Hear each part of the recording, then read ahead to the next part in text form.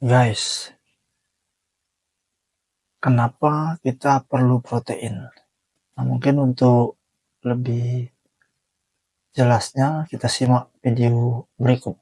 Sekali lagi teman-teman, kecenderungan yang terjadi adalah kita kekurangan protein, bukannya kelebihan protein. Hampir jarang untuk kelebihan protein atau yang terjadi namanya protein toxicity. Itu agak sulit sebenarnya untuk bisa terjadi protein yang terlalu tinggi.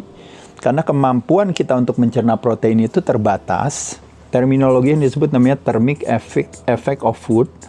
Itu adalah terminologi yang dipakai untuk bilang bahwa tubuh itu membutuhkan kalori yang agak sedikit tinggi atau usaha atau effort yang besar untuk mencerna protein, apalagi dari hewani, teman-teman sekalian.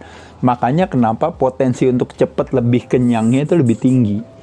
Dan teman-teman tahu bahwa hanya protein dan juga lemak yang ada di kandungan protein itu yang merilis yang namanya satiety hormone atau hormon kenyang tersebut.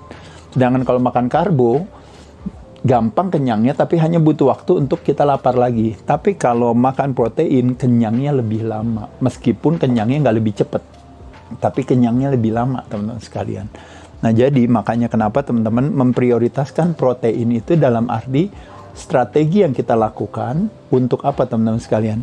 Strategi yang kita lakukan untuk membuat secara tidak langsung kita tidak makannya jadi terlalu banyak. Jadi gara-gara udah masukin protein duluan di depan, jadi first proteinnya dulu, dan juga memprioritaskan protein. Misalnya kita bilang protein kita adalah seberat lean body mass kita dikalikan 2. Misalnya ini kebutuhan protein kita, atau per mealnya kita misalnya 30-50 gram protein per meal ya.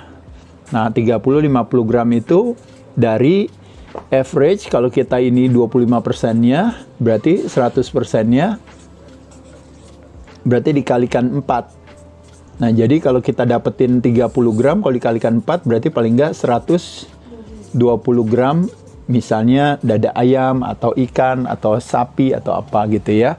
Kalau kita mau dapat 50 gram, berarti kalau dikalikan 4, berarti kurang lebih kalau makan steak 200 gram misalnya proteinnya.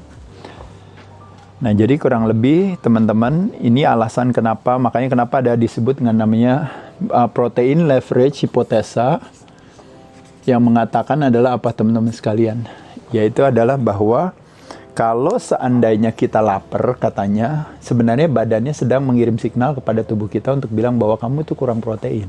Nah, ketika dimasukkan protein, nah proteinnya terpenuhi, biasanya secara tidak langsung laparnya jadi berkurang, gitu loh maksudnya.